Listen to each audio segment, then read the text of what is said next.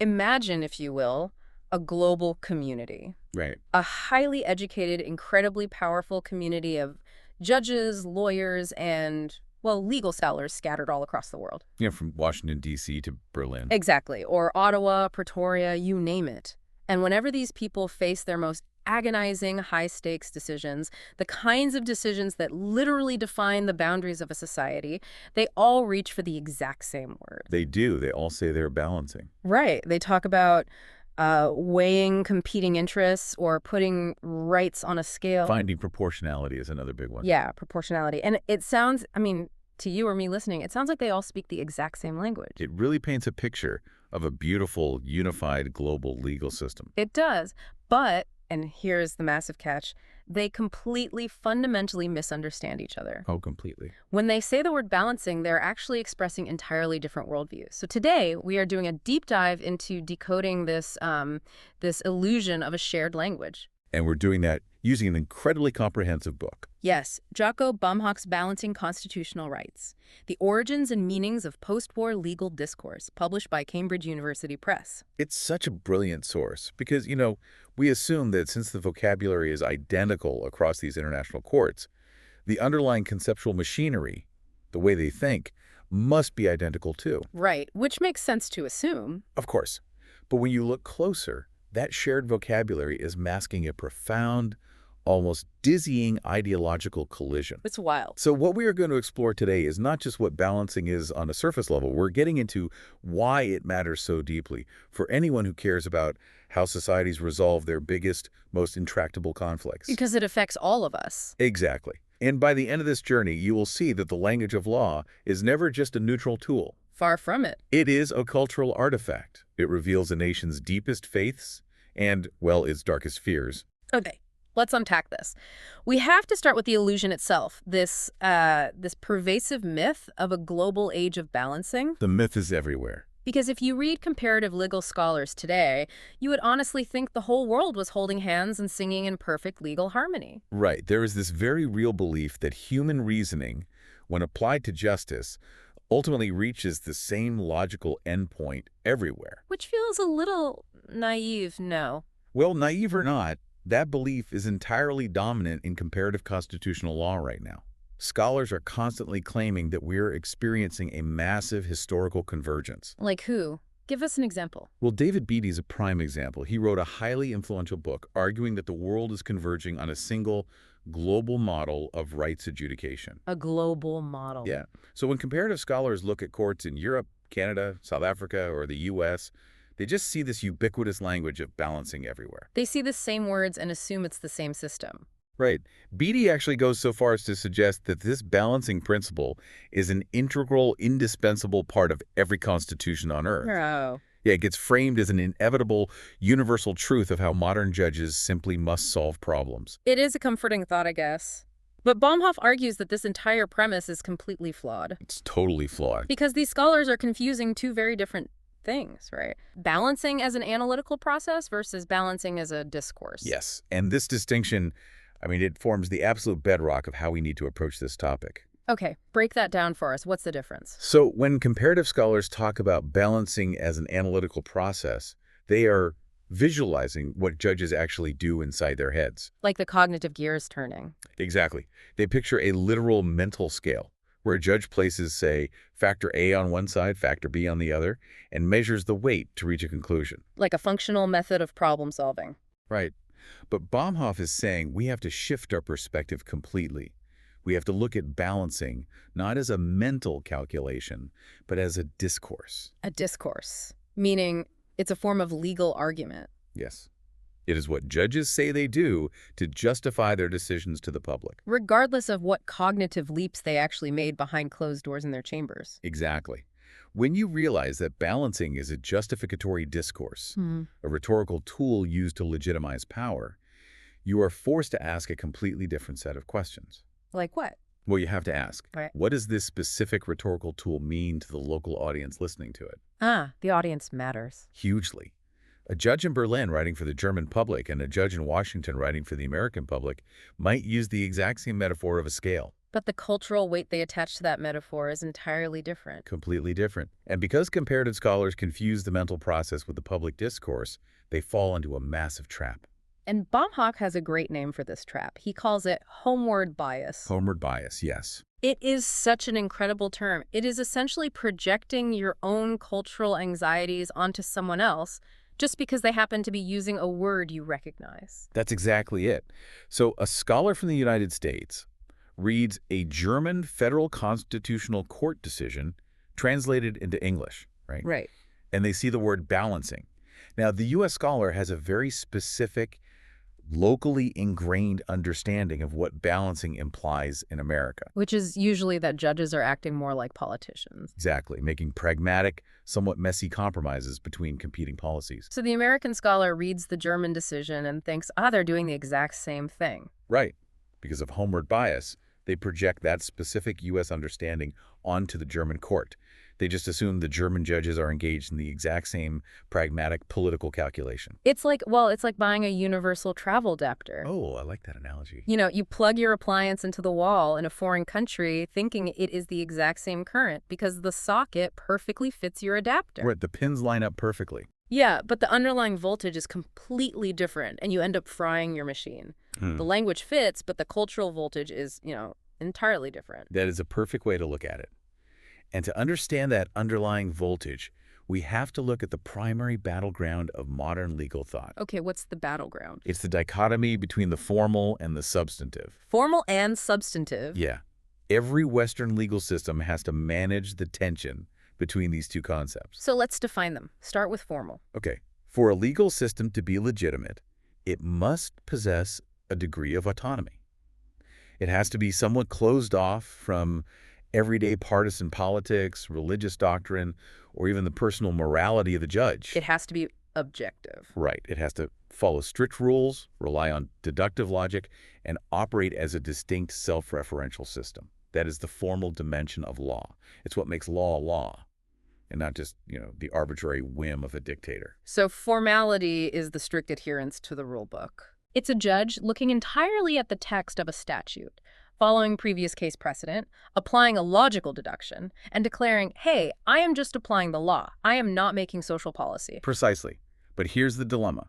If law is purely formal, if it is completely locked in an ivory tower of abstract logic, it becomes incredibly rigid. Right, it stops working for real people. It becomes detached from human reality and ultimately ineffective.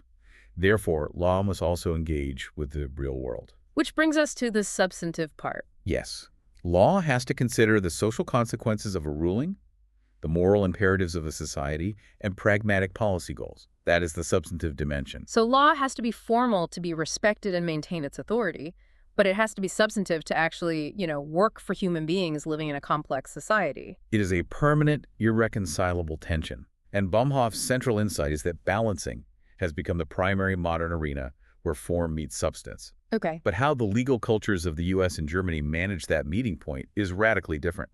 Well, in the United States, when courts use balancing, it is generally interpreted as a move away from legal formality. Like they're abandoning the rule book. Right. It is seen as a loss of faith in strict rules, a concession to pragmatic, ad hoc, almost political decision-making. But in Europe, particularly in Germany, the rise of balancing reflects the exact opposite. It represents a profound turn to legalism, an enormous faith in the power of legal science and formal structure. Okay, wait. If every court is using the exact same metaphor, scales, weights, balancing, how did we get to a place where the actual meaning is flipped depending on what side of the Atlantic you were on? To answer that, we have to look at history. Right, because this language of balancing didn't just fall out of the sky. No, it didn't. To understand why an American judge and a German judge look at the same scale and see two completely different things, we have to look at the historical crisis that forced them to pick up that scale in the first place. Which was roughly when? Between about 1900 and 1930. The concept of balancing first appeared as a radical, devastating critique of the dominant legal thinking of the late 19th century. Which was called classical orthodoxy. Yes. Let's look at what this orthodoxy entailed in Germany first. It was known as Begriffsjurisprudence, or the jurisprudence of concepts. Jurisprudence of concepts. Who was driving that? Massive figures in German private law, Scholars like Georg Friedrich Puchta and Bernhard Winscheid. For them, this was the ultimate expression of legal formality. What did they actually believe about the law? They viewed the entire body of law as a closed, gapeless, abstract, and perfectly logical system. Meaning, if a judge faced a novel, complex problem, say, some new type of industrial contract dispute, they wouldn't look out the window at how this dispute was affecting the local economy. Absolutely not. They would look inward. Right. They would derive the answer through strict mathematical deduction from abstract, overarching legal concepts. It was highly scientific and completely insulated from the messiness of social reality. And across the Atlantic in the United States, the orthodoxy was remarkably similar, wasn't it? It was remarkably similar in its methodology, yes, even though it grew out of the common law tradition. In the U.S., you had the rise of Langdellian legal science. Christopher Columbus Langdell. Yes, the dean of Harvard Law School in the late 19th century. He revolutionized legal education by treating law like a natural science. Like chemistry or physics? Exactly.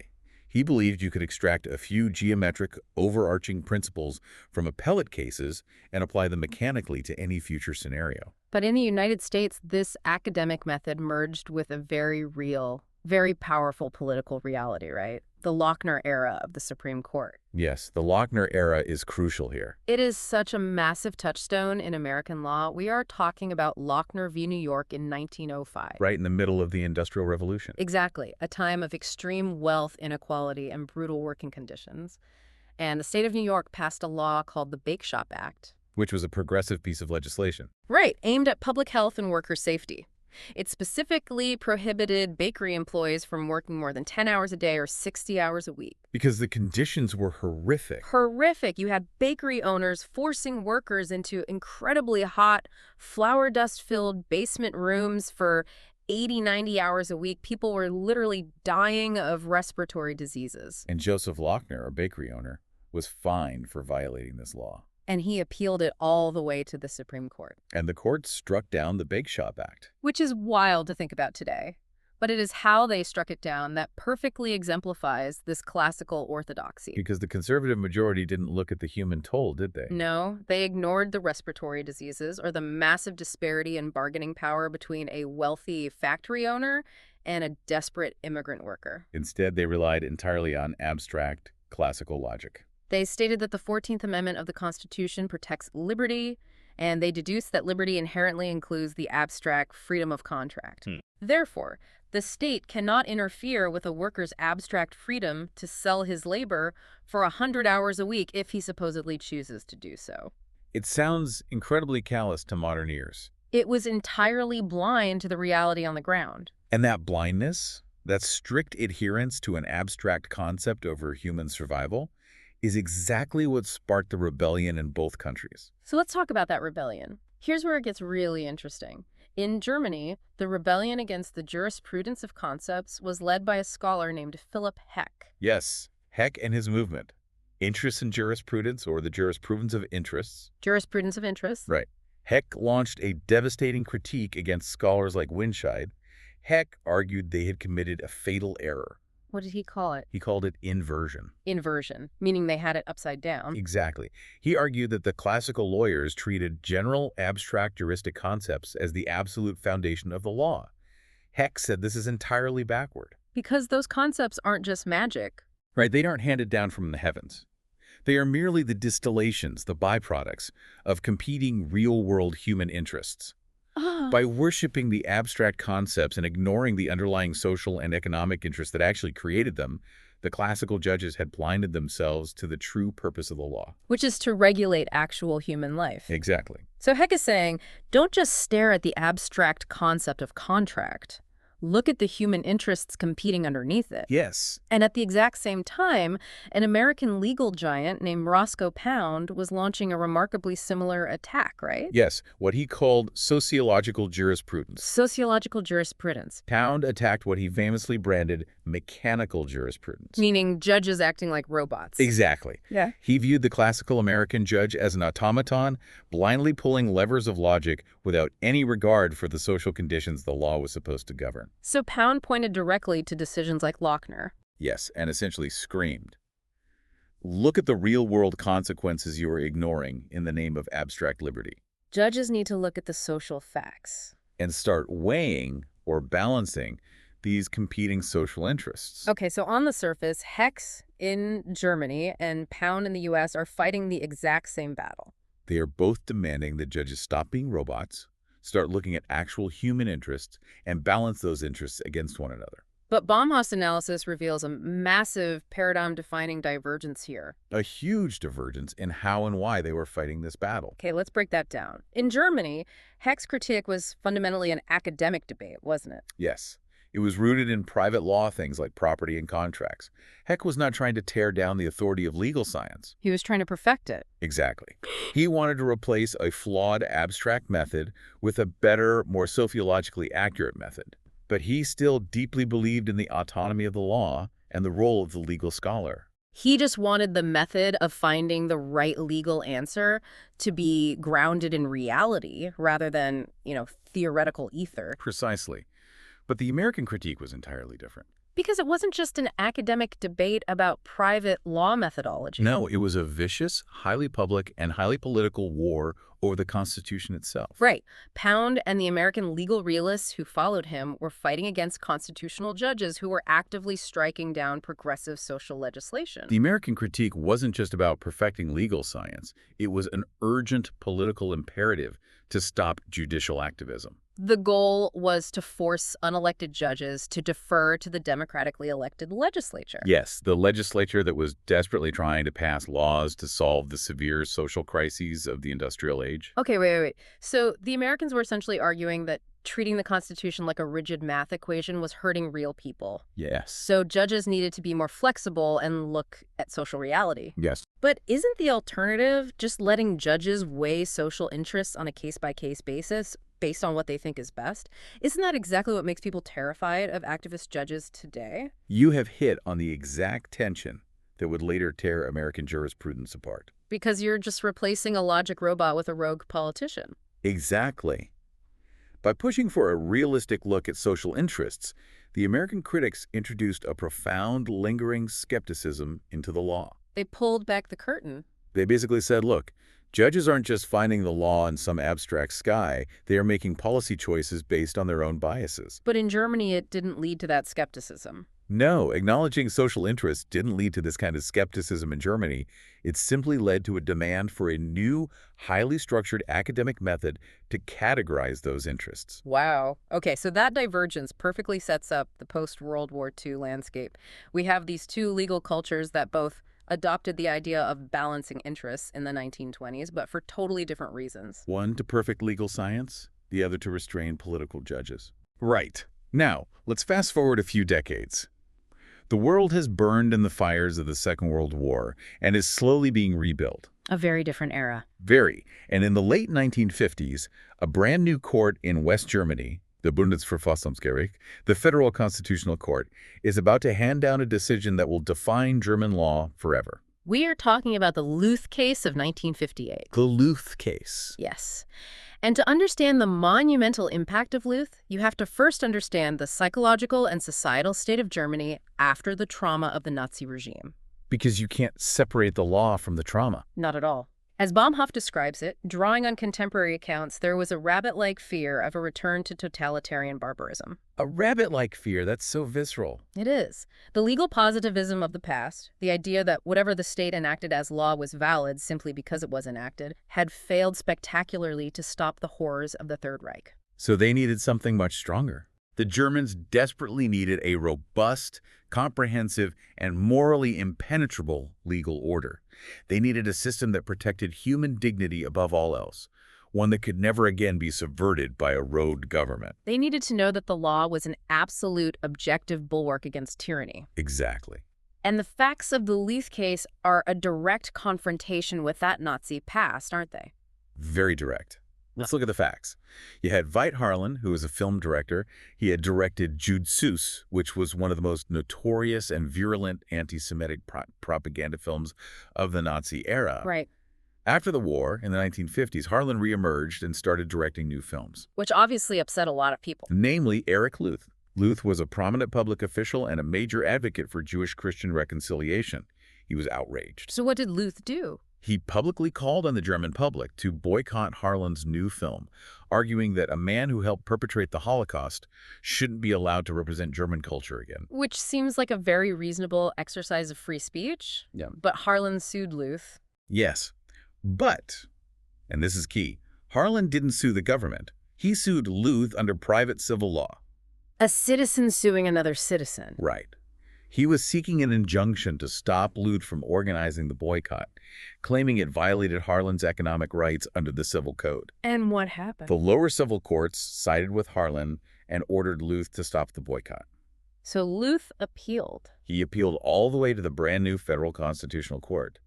He argued that his fundamental constitutional right to freedom of expression was being violated by this civil injunction. Okay, hold on. Let me clarify this. The Constitution is usually understood as a set of rules between the citizen and the state, right?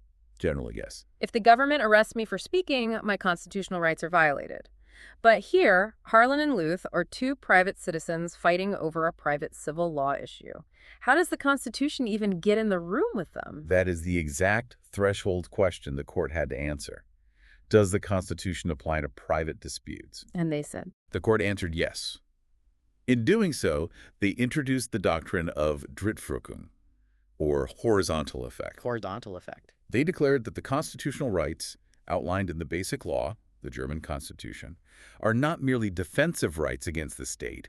They are an objective value order. an objective Verturnung. Yes. An objective value order, meaning the Constitution isn't just a rule book limiting government power. It's a moral compass that radiates through every single aspect of society. Precisely. It radiates through all areas of law, including private law disputes between citizens. But if it's radiating everywhere, things are going to crash into each other. Exactly.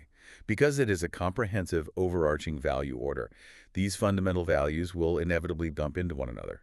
In this case, Luth's freedom of expression colliding with Harlan's economic and personal rights. So how does a judge resolve that collision without destroying the objective nature of the values?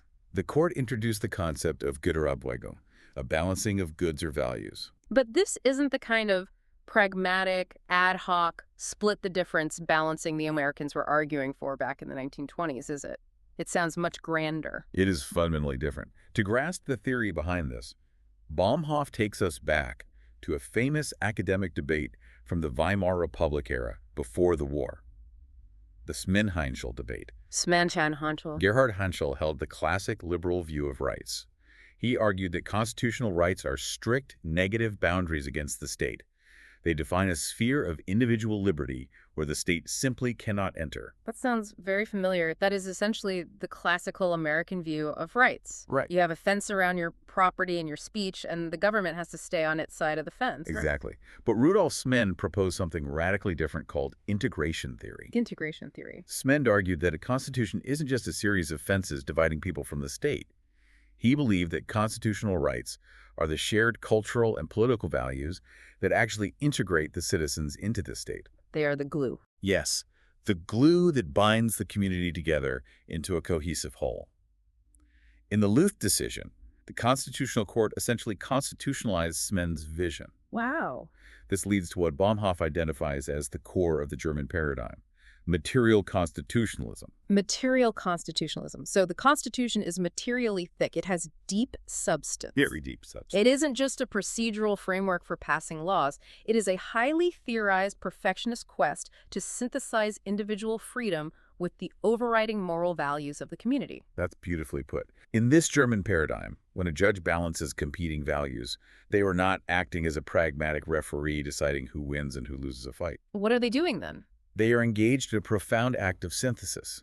They utilize a methodological concept called practical concordance, or praktische concordance. Practical concordance. The goal is not to let one value obliterate the other, but to optimize both colliding values so that they can coexist and form a unified, harmonious whole. It sounds like the German court treats the Constitution like a massive, complex symphony.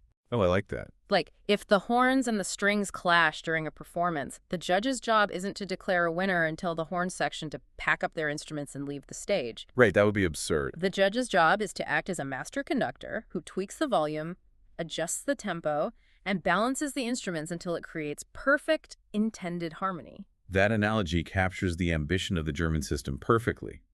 In this framework, the formal and the substantive are no longer enemies. They work together. Formality, the rigorous structured legal methodology, is viewed as the perfect, necessary vehicle for realizing the substantive values of the community. The formal structure serves the substantive truth. I understand the theory, but, well, practically speaking, how can they possibly synthesize everything in the real world? It's a huge challenge. Because if two values directly, violently collide, say, my right to publish a damaging political article versus your right to personal honor, doesn't someone inevitably have to lose? You would think so. How does the German court avoid making this look like pure arbitrary politics, where the judge just favors the value they personally like more? They avoid the appearance of arbitrary politics through an intense, almost overwhelming commitment to theoretical and doctrinal rigor. German balancing is, as Bomhoff notes, durchtheoretisiert, fully and completely theorized. Fully right. It relies on a deeply ingrained faith in legal science. The judges in the legal academy truly believe that through rigorous, rational, dialectical reasoning, a synthesized solution can always be found that honors the objective value order. It's an incredible level of trust. It is a wildly ambitious, highly optimistic, almost utopian faith in the power of law to heal and organize society. Okay, so that is the German paradigm taking shape in the late 1950s.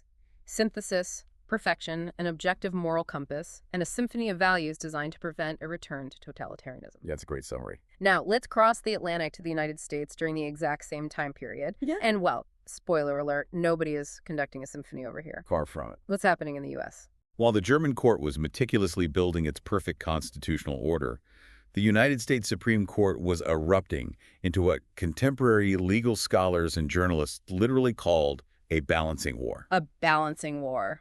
Over what? Primarily over the First Amendment, specifically in the context of the Cold War, the Red Scare, and the aggressive government actions spearheaded by the House Un-American Activities Committee, or HUAC. Ah, the anti-communist panic. Exactly.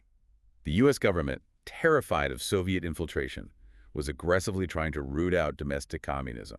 How were they doing that? By forcing individuals to disclose their political affiliations, compelling testimony about their friends and colleagues, and requiring loyalty oaths. And if you refuse... If you refused, you faced contempt of Congress, prison time, or blacklisting that would completely destroy your career and livelihood. The human stakes here are incredibly high. People were having their lives ruined. It was a very dark time. The legal tension was stark and terrifying. The government's claim to national security and self-preservation versus the individual's fundamental democratic right to free speech, free assembly, and the right to remain silent about their political beliefs. It was the ultimate test of the Constitution. Right. And, for you listening, we don't need to take a political side on the Cold War to look impartially at how the legal battle lines were drawn.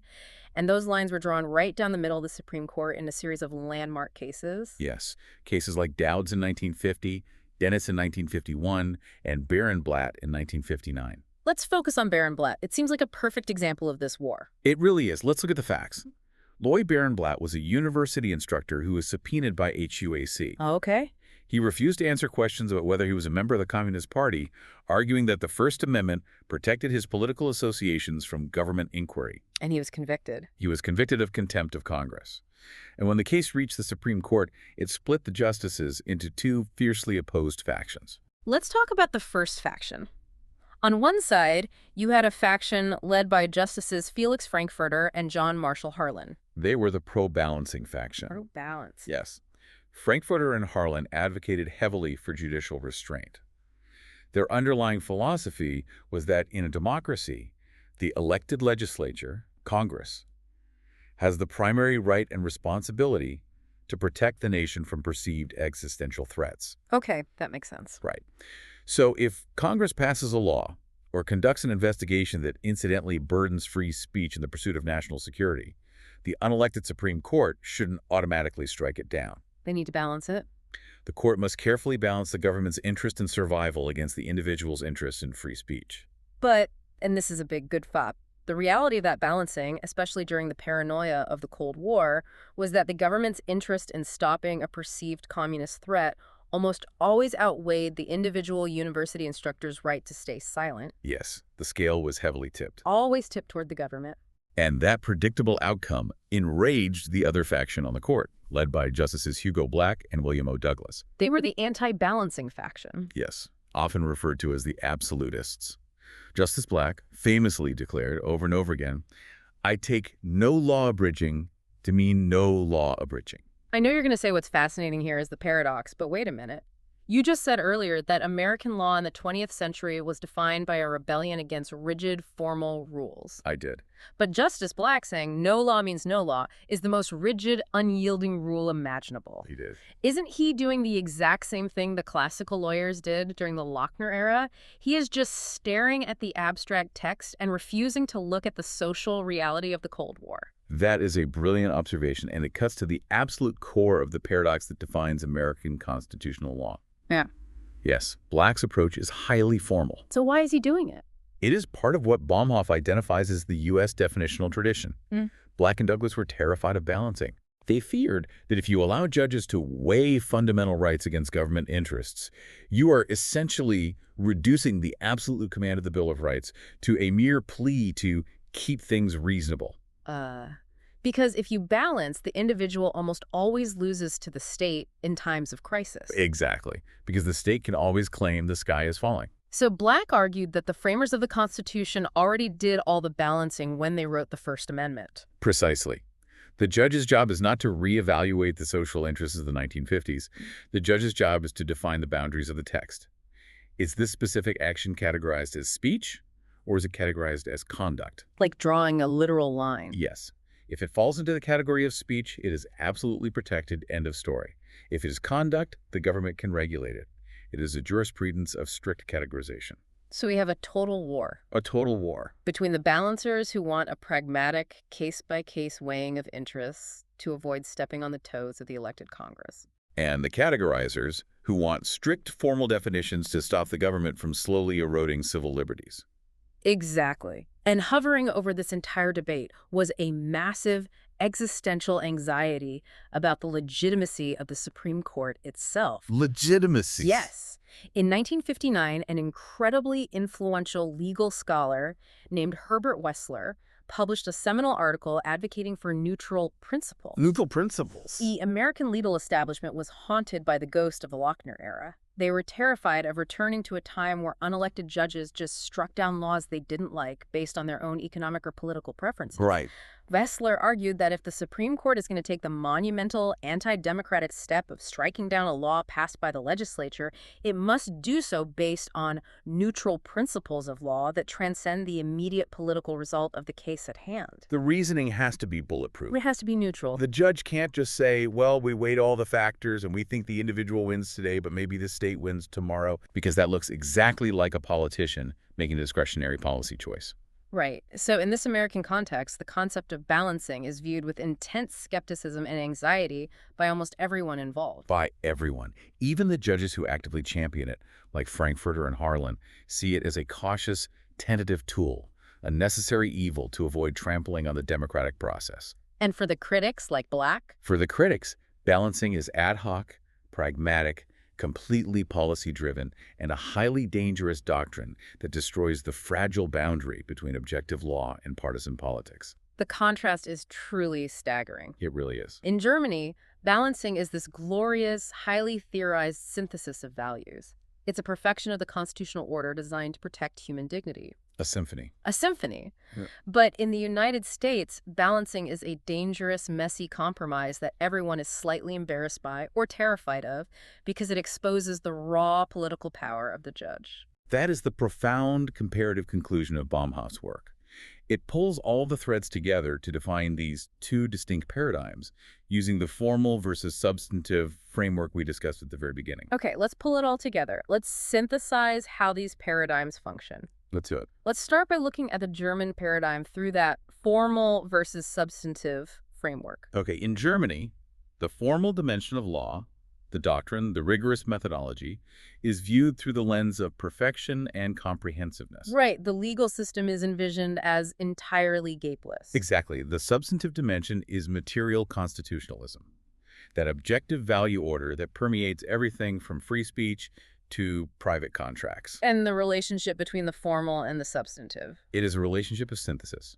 The formal legal method is trusted as the perfect vehicle for realizing the substantive moral values. It represents a fervent, aspirational faith in law as a unifying, healing force for society. A jurisprudence of faith. Now let's apply that framework to the U.S. paradigm. In the United States, the formal dimension, the strict rules, the clear categories, is viewed primarily as a mechanism of limitation, Formality exists to constrain the judge. to stop them from becoming a dictator in robes. And the substantive dimension. The substantive dimension is viewed largely as policy and pragmatism, the messy, unavoidable, real-world consequences of a decision that judges are forced to deal with. And the relationship between form and substance there. It is one of perpetual conflict and paradox. It is a street fight. They do not synthesize, they just awkwardly bump into each other. Yes. It represents deep systemic skepticism about judicial power. In the U.S. system, courts often try to manage this conflict by combining formal steps and substantive steps into what we call multi-part tests. Multi-part tests, like the tiers of scrutiny. Think of the various tiers of scrutiny used in constitutional law, exactly. But even when they're combined in the same test, the formal and substantive elements are kept conceptually segregated. They don't mix. No, they exist in a state of what Bomhoff memorably calls schizophrenic coexistence. Schizophrenic coexistence. Can you walk us through a concrete example of that? How does an American multi-part test actually work in practice compared to the German symphony? A great example is how the U.S. Supreme Court handles commercial speech-like advertising. Okay. Under the Central Hudson test, an American court essentially splits its brain in two. Step one is a purely formal, definitional question. Is this speech concerning a lawful activity, and is it not misleading? So the judge is acting as a strict categorizer. Yes, drawing a hard definitional boundary. If the ad is misleading, it falls outside the boundary and gets zero First Amendment protection. End of story. But if it is honest advertising for a legal product, it crosses that formal boundary and survives step one. What happens next? That is when the court suddenly switches gears into step two, which is a substantive balancing test. Oh, I see. The judge now asks, does the government have a substantial interest in regulating this ad, and does the regulation directly advance that interest without being more extensive than necessary? Wow. So the court goes from being a rigid categorizer to a pragmatic policy weigher. Exactly, trying to balance the state's regulatory goals against the speaker's commercial interests. The American system constantly jumps back and forth between rigid formal rules and pragmatic substantive balancing, never fully resolving the underlying tension between them. While the German system. The German system, through its commitment to practical concordance, attempts to seamlessly fuse the rule and the value together from the very beginning. So what does this all mean for you listening right now? Why does diving into the history of German and American jurisprudence matter? It matters deeply. It matters because when you open a newspaper or read a headline about a Supreme Court anywhere in the world striking a balance or applying a proportionality test, you have to pause. You cannot just accept the vocabulary at face value. You have to ask what underlying legal culture that court operates in. Are those judges trying to orchestrate a perfect moral society, like the German conductor? Or are they just trying to referee a chaotic political street fight without getting hit themselves, like the American judge? If we connect this historical exploration to the broader global picture, it fundamentally changes how we consume legal news and how we understand the very concept of global governance. So what's the ultimate takeaway of Bomhoff's book? The ultimate overarching takeaway of Jacco Bomhoff's exhaustive source material is that balancing is not a universal analytical mechanism.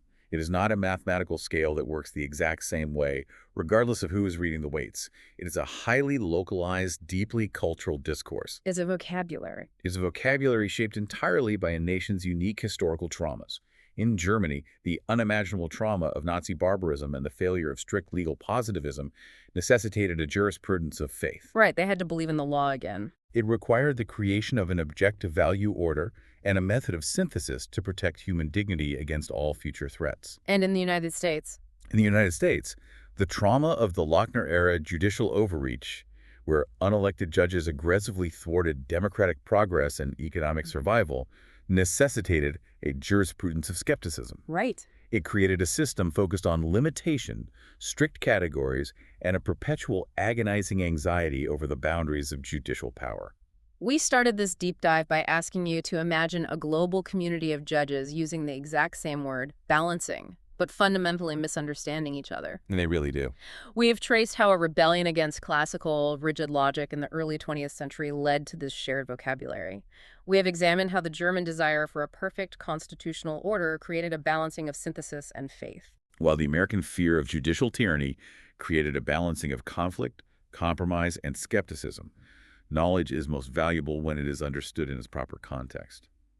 The next time you hear a comparative scholar or a pundit argue that human rights law is converging globally simply because courts everywhere use proportionality and balancing tests, you will know to look deeper. Absolutely. You'll know that seeing the word scale does not tell you what is being weighed or why. We live in an increasingly interconnected world. We are governed by massive international bodies like the European Court of Human Rights or the appellate bodies of the World Trade Organization. Institutions that shape our lives. These are international courts that constantly, almost exclusively, use the language of balancing.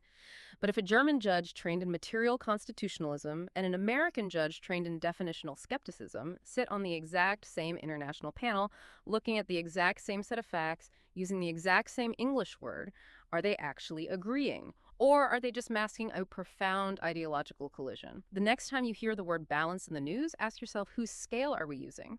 Keep questioning the information around you, look past the shared vocabulary, and never stop digging for the deeper context.